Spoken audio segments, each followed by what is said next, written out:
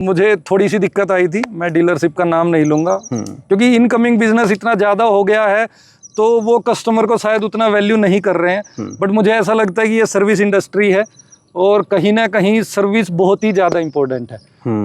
After sale is more important because एक बार आप गाड़ी ले सकते हो उसके बाद ही आपको दिक्कत आती है। सभी को राम राम। मैं पारस गाबा हरियाणा पानीपत से एक बार दोबारा आप सभी का स्वागत करता हूं आपके अपने YouTube चैनल पर। जैसा कि आप सभी प्यारे लोग जानते हैं कि हम हमारे चैनल पर गाड़ियों का बिल्कुल ऑनेस्ट ओनरशिप रिव्यू डालते हैं। लेकिन क्यों डालते हैं? हम भी तो मज़ा ले सकते हैं इस ग्रीनरी का, इन खेतों का, लेकिन सिर्फ इसलिए डालते हैं ताकि आप सभी प्यारे लोग बिना उस गाड़ी को खरीदे, बिना उस पर कोई भी पैसा लगाए, घर बैठे ही हमारी वीडियो के ज़रिए उसके बारे में सब कुछ जान जाएँ, उसकी सारी अच्छाई सारी बुराई, ताकि कल को जब आप अपनी मेहनत का पैसा उस पर लगाएंगे, अपनी उम्मीदें उस कार से जोड़ेंगे, तो आपको किसी प्रकार का दुख, दर्द, कन्फ्यूज़न या पछतावा ना हो कि ये भैया मैंने क्या ले लिया, काश इस कार के बारे में पहले पता होता। उसी तरीके से आज चैनल पर बिल्कुल ऑनेस्ट ओनरशिप रिव्यू करने वाले हैं। सामने खड़ी दी ऑल न्यू XUV 700 का। ये आज की डेट में लेनी चाहिए, नहीं लेनी चाहिए, क्या इसमें अच्छा है, क्या बुरा है, और एक फैमिली कार 7 सीटर लेने चले हो, इसको कंसीडर करें या ना करें, सारी बातों का जवाब आज आपको देंगे। तो चैनल पर सारी बातों के लिए स्वागत करते हैं सर विकी तनवर जी का। तनवर साहब, कैसे हो आप? पारस जी बहुत बहुत धन्यवाद, मैं ठीक हूँ। उम्मीद है कि आप भी ठीक बहुत बढ़िया। आपको नई गाड़ी की बहुत बहुत बधाई और समय देने के लिए आपको बहुत धन्यवाद। बहुत बहुत धन्यवाद सर, गाड़ी से पहले तो आप अपने बारे में बता दीजिए। मेरा नाम विक्की तनवर है और मैं सुताना गांव से हूं जो कि पानीपत डिस्ट्रिक्ट में है, हरियाणा में। और मैं एक सेंट्रल गवर्नमेंट एम्प्लॉय हूं, मैं दिल्ली में जॉब करता हूं और वीकेंड्स में मैं गांव में ही आता हूं बिकॉज जो गांव में रहने का मजा है शायद वो एक दिल्ली जैसे शहर में भी नहीं है। बिल्कुल सर। तो मतलब कह सकते हैं दिल्ली एक कैपिटल सिटी है, लेकिन जो मज़ा यहाँ पे है ना आपको कभी नहीं मिलेगा। आप अपने मज़े ले रहे हो, हम अपने मज़े ले रहे हैं, लेकिन हमारे मज़े में ज़्यादा मज़ा है, हम ये कहना चाहते हैं। बिल्कुल बिल्कुल। तो सर, सबसे पहले तो यही पूछना है आपसे कि जब इतनी सारी मल्टीपल कार्स थी, स्कॉर्पियो एन ले सकते थे, Tata Harrier, safari, MG Hector and many multiple options, इसमें आपने XUV 700 को क्यों चूज़ किया, कैसे चूज़ किया, पहले ये बता दो। सबसे पहले तो मतलब ये गाड़ी जो लेनी थी, मेरा भाई एयरफोर्स में था तो उनको रिटायरमेंट पे गाड़ी चाहिए थी, उन्हें एक 7 सीटर गाड़ी चाहिए थी। तो जब मैं पहली बार गाड़ी देखने गया तो मैं स्कॉर्पियो एन लेने का मन बना के गया था। उसी दिन मैंने महिंद्रा के शोरूम पे मैं गया, मैंने स्कॉर्पियो एन में बैठा उसके टॉप मॉडल में, और उसके बाद जब मैं XUV 700 में बैठा तो वो जो फील मुझे आई, सेम डे मैंने टाटा हैरियर की भी टेस्ट ड्राइव ली थी। ठीक है। टाटा हैरियर का टॉप वेरिएंट अराउंड 30 लाख के आसपास आता है, बट उसमें बैठने के बाद मुझे लगा ही नहीं कि 30 लाख में वो गाड़ी डिजर्व भी करती है। ओके। तो इसलिए और जो ऑप्शंस थे, MG हेक्टर का एक ऑप्शन था, बट MG हेक्टर एक, क्योंकि मैं दिल्ली में भी मुझे जाना होता है, तो जो माइलेज है वो बहुत ही लो है, और एक मिडिल क्लास, हमारे जैसे मिडिल क्लास फैमिली के लिए या सर्विस क्लास के लिए उस गाड़ी को अफोर्ड करना शायद उतना मटेरियलाइज नहीं हो पाता। तो सब चीज़ों को मिला के मतलब मैं इस गाड़ी पे हमने जीरो इन किया था और मैं बड़ा खुश हूँ कि हमने इस गाड़ी को चूज किया है, क्योंकि इसके अंदर बैठ के जो फील आती है शायद मुझे नहीं लगता कि एक 50-60 लाख वाली गाड़ी भी शायद ये फील दे पाती होगी। तो वो मजा है। लग्जरी और कंफर्ट के मामले में ये कार टॉप नॉच है। एग्जैक्टली कौन सा वेरिएंट लिया, कितने का ऑन रोड पड़ा? ये जो है ये AX7 लग्जरी एडिशन है। ठीक है। ऑटोमेटिक डीजल इबोनी एडिशन है। ये टोटल ब्लैक है, स्टेल्थ ब्लैक ये कलर है। ये अराउंड हमें 28-28.5 के आसपास पड़ गया। 28.5 लाख का पड़ा, लेकिन ये ऑल व्हील ड्राइव नहीं है, टॉप एंड है, AX7 लग्जरी डीजल ऑटोमेटिक। अब एक चीज और यहाँ मेंशन कर दो, ये जो कार है ना 28.5 लाख की पड़ी, कहते हैं इसके टॉप एंड वेरिएंट पे 2-2-2.5 लाख के डिस्काउंट चल रहे हैं, आपको कितना मिला? नहीं, ये जो एबोनी एडिशन था हमने कम से कम भी अराउंड पानीपत, जींद हो गया, रोहतक हो गया, सोनीपत हो गया, पंचकुला तक हमने पता किया, बट कोई भी जो शोरूम था वो कोई भी इस पे डिस्काउंट देने को राजी नहीं था। ठीक है। मैक्सिमम हमें 10 से 15 हज़ार का ही डिस्काउंट मिला है, उससे ज्यादा डिस्काउंट हमें नहीं मिला, and we are more than happy to have it. मतलब भाई अब इस वेरिएंट पे डिस्काउंट नहीं था, लेकिन सबको बता देता हूँ ये टॉप एंड वेरिएंट है। मोटा मोटा बता देता हूँ इसमें आपको क्या क्या मिलता है। ऐसी 2 चाबियां मिलती है, लॉक अनलॉक, और यहाँ से बूट अनलॉक होता है। क्या ये दबाने से बूट अपने आप पूरा खुल जाता है या सिर्फ अनलॉक होता है? अनलॉक होता है, मैनुअल खुलता है। Yes, manual. बाकी जो कॉम्पिटिटर्स ऐसे वाला भी दे रही है कि टांग करी। यहाँ पे आपको LED बेस्ड लाइट मिलती है, लेकिन इन लाइट्स की खास बात क्या होती है कि जब ये हाई स्पीड पे जाती है इनमें प्रोजेक्टर टर्बो फ्लो आ जाता है कि फ्लो 2x तक हो जाता है। ठीक है, इसमें लेवल 2 का आपको एडास मिलता है। सारे फीचर हैं। 18 इंच के आपको इसमें एलॉय व्हील मिलते हैं, ब्लैक कलर के। इबोनी की आपको बैजिंग मिल रही है, और पूरी कार आपको यहाँ पे ब्लैक इंटीरियर के साथ मिलती है। अगर आप ध्यान से देखेंगे तो ये इसमें आपको लाइट और क्रीम इंटीरियर नहीं, पूरा ब्लैक इंटीरियर मिलता है विद वेंटिलेटेड सीट्स में लंबर सपोर्ट, मेमोरी सीट्स, और यहाँ से ही पावर एडजस्टमेंट हो जाती है सीट्स की, इसी बटन से आगे, इसी बटन से पीछे। आपको बाकी यहाँ पे automatic AC, wireless charger, panoramic sunroof, और यहाँ पे पीछे से अगर आप देखोगे तो आपको 360 डिग्री कैमरा के साथ साथ ऑलमोस्ट सारी चीज़ें मिल जाती है। बट मेरे को कहीं ना कहीं लगता है सर आपका ये बूट है ना ऐसे ओपन होना चाहिए था। अब ये ऐसे ओपन होगा, है ना? यस, ये समथिंग लाइक दिस। यस, ठीक। और कुछ इतना बूट स्पेस मिलता है, ये कितना होगा सर लगभग? ये तो अभी तक यूज करने की नौबत नहीं आई है एक्चुअली। अच्छा। अभी तो हम सीट को ड्रॉप डाउन करके ही पूरा बूट स्पेस यूज कर रहे थे। जनरली ये 200 लीटर के आसपास का बूट स्पेस है, और ये एज कम्पेयर टू आप इनोवा देखोगे या कुछ उनसे थोड़ा सा कम है। इसके बूट स्पेस को अगर जेन्युइनली बात करें तो हमें ना 5 सीटर में ही यूज करना पड़ेगा। 7 सीटर में ये ठीक ठाक सही सामान आएगा, है ना सर? जो प्रैक्टिकल बातें हैं वो है। अगर हम बात करें सर थर्ड रो स्पेस की, आपने बोला भाई 7 सीटर है, क्या थर्ड रो स्पेस अब तक यूज हुआ है? थर्ड रो स्पेस बच्चों ने यूज किया है। बाद ये दबाते हैं तो ये पूरा हो जाता है। सर आपकी हाइट कितनी है? मेरी 6 फीट है। आप पहले आप देखते हैं, आपकी थर्ड रो में आप नहीं बैठे ना अब तक? नहीं, मैं बिठा देता हूँ आपको, और देखते हैं कि थर्ड रो आपकी और मेरे लिए कंफर्टेबल है तो कितनी है, और हम क्या एडल्ट्स कंसीडर कर सकते हैं। ये सीट भी पीछे खींच लूं के रहने दूं? यस, खींच लीजिए। और पहले तो ये बताओ वेंटिलेशन का क्या सीन है थर्ड रो यहाँ में? पे जो वेंटिलेशन है ना, ये परफेक्ट वेंटिलेशन है। ये देखो यहाँ पे आपको जब आप गाड़ी चलाते हैं और जब AC ऑन करते हैं तो यहाँ आपको बिल्कुल एयर का वेंटिलेशन मिलता है, जो कि एक बहुत अच्छी बात है। और मैं जनरली 6 फीट का हूँ। हाँ, तो मुझे, मैं फर्स्ट टाइम यहाँ बैठा हूँ, आज फंसा दिया मैंने। हाँ, तो मुझे इतना अनकंफर्टेबल नहीं लग रहा। पहले मुझे लग रहा था कि AC बच्चों के लिए है, बट इन केस अडल्ट्स भी जाना चाहते हैं तो मुझे लगता है कि कोई दिक्कत नहीं है, अडल्ट मैं भी जा सकते हैं। बताता हूँ कि आज मैं भी पहली बार थर्ड रो में बैठा हूँ किसी कार की इतने लंबे टाइम तक, कि 6 फीट तक एक तो सर आ गए, प्रॉपर 6 फीट से ऊपर का तो नहीं आ पाएगा, लास्ट है कि 6 फीट वाला आ पाए। और दूसरा, आधे घंटे तक का या पौने घंटे तक का या मैक्सिमम 1 घंटे तक का सफर तो सर और मैं तय कर लेंगे। Yes, क्योंकि ठीक है, इससे लंबा नहीं कर पाएंगे, इससे लंबा बच्चों के लिए है। और यहाँ पे एक बटन है कि आगे कोई ना हो तो उस बटन को, इस बटन को प्रेस करके हम दोनों यहाँ से बाहर निकल गए। मतलब लॉन्ग स्टोरी शॉर्ट ये है कि थर्ड रो में या तो अपना सामान रखना या बच्चों को बिठाना मैक्सिमम है कि 1 घंटे तक बड़े लोग सफर कर पाए, है ना? लेवल 2 एडास के चक्कर में ये फेमस हुई थी कि इसमें एडास सबसे पहले आया था। आता तो और भी कार में होगा, फेमस यहाँ से हुआ था। इसके एडास में लेवल 2 है। एडास के बारे में कुछ बता दो, कैसे यूज करते हो, कैसे ट्रिप पे क्या रहा? एडास का मतलब, पहले तो मैं क्रूज के साथ जो एडास होता है, अडेप्टिव क्रूज उसको बोलते हैं। तो जब आप इसको अडेप्टिव क्रूज में लगाते हो, मान लिया मैंने 90 की स्पीड सेट कर दी, और यदि मेरे सामने कोई व्हीकल 70 की स्पीड पे चल रहा है सेम लेन में, तो ये अपनी स्पीड को अराउंड 50 मीटर पहले ही 70 की स्पीड पे ऑटोमेटिकली एडजस्ट कर देता है। यदि मैं लेन चेंज करता हूँ then it automatically switches to 90 speed, जिस पे मैंने क्रूज लगाया हुआ है। तो जो अडेप्टिव क्रूज है, although it may not be very successful in on Indian roads, because उतनी ज्यादा भीड़ है, बार बार वो स्पीड को कम करेगा, उतना वो करेगा।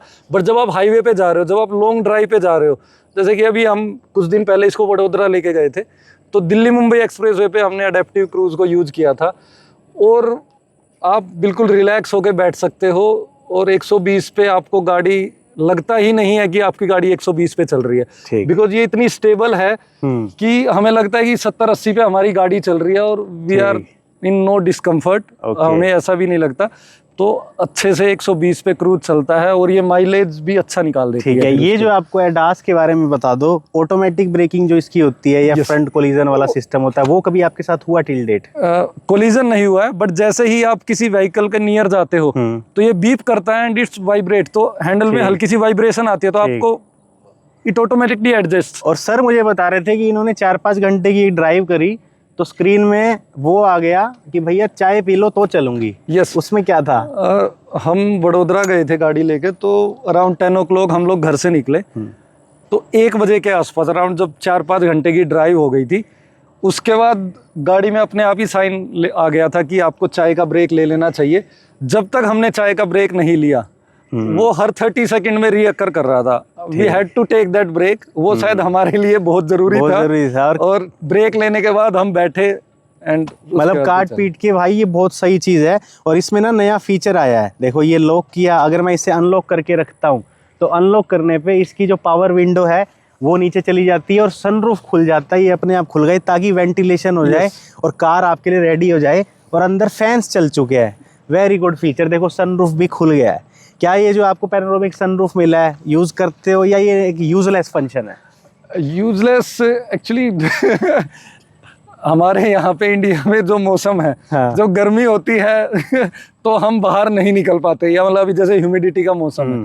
बट ये है कि बच्चों के लिए या कभी वंस इन ए वाइल जब अच्छा वेदर हो तो आप उसको एंजॉय कर सकते हो। ठीक, तो उसके हिसाब से ये अच्छा है, मतलब गुड फील के लिए। मैं इसको फिर से लॉक कर रहा हूँ, तो लॉक करने पे ये फिर से बंद हो जाएगा अपने आप। देखो ये विंडो अप हो चुकी है और वो सनरूफ बंद हो रहा है। Quite a very good feature. Yes yes yes. Engine को लेके बात है, 2.2 लीटर है, टर्बो चार्ज डीजल इंजन है, ऑटोमेटिक टॉर्क कन्वर्टर आता है, 6 गियर है, मैक्सिमम पावर 182 bhp और टॉर्क 450 Nm की है। मैनुअल में 420 Nm की है, ऑटोमेटिक में 450 Nm की टॉर्क है।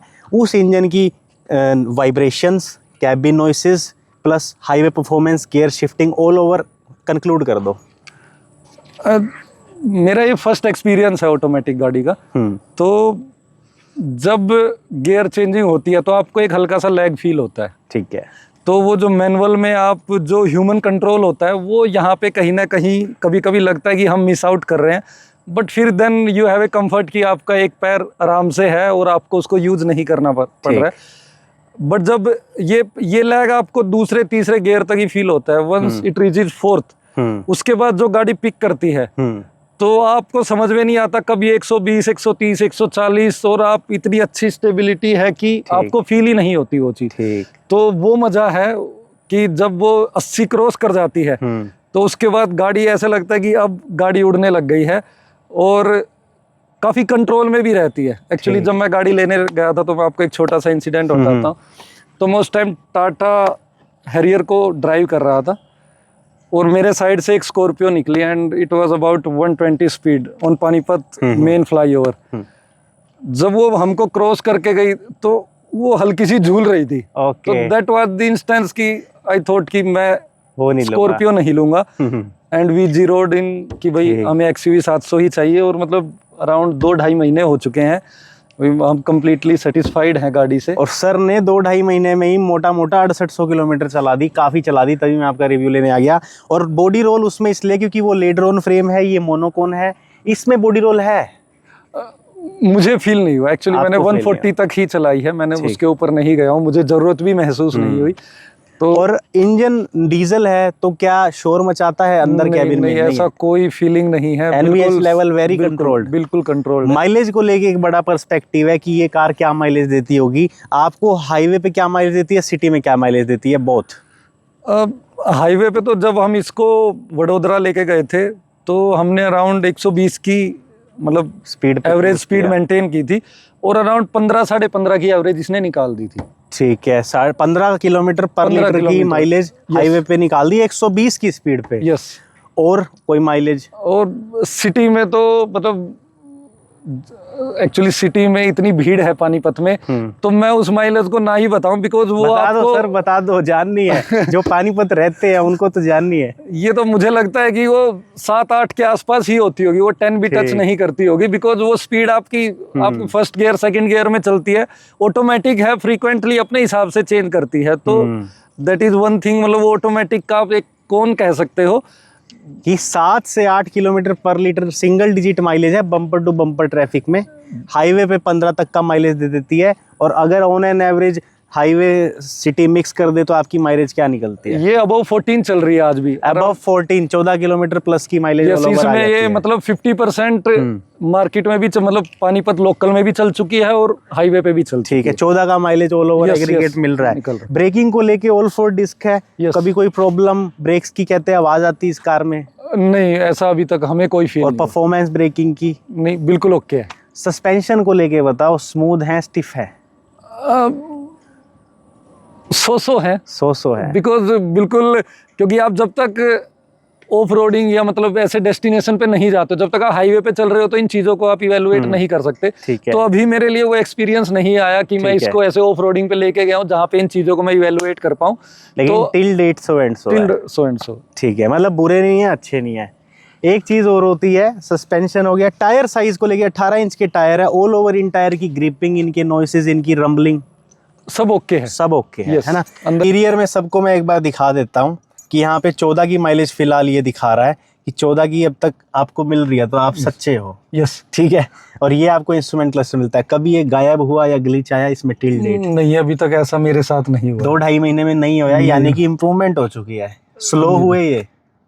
अभी ऐसा कोई एक्सपीरियंस नहीं हुआ मेरे साथ। ठीक है। एड्रोनिक्स इसका सही परफॉर्म करता है? यस, सही परफॉर्म कर रहा है। ठीक। अगर बात करें स्टीयरिंग की, मेरे को तो सबसे अच्छा इस कार का स्टीयरिंग लगता है। ये मैं आपको एक और एग्जांपल देना चाहूंगा। हाँ, दो सर। मैंने अराउंड, मेरे पास दूसरी गाड़ी है किया सेल्टोस। ठीक है।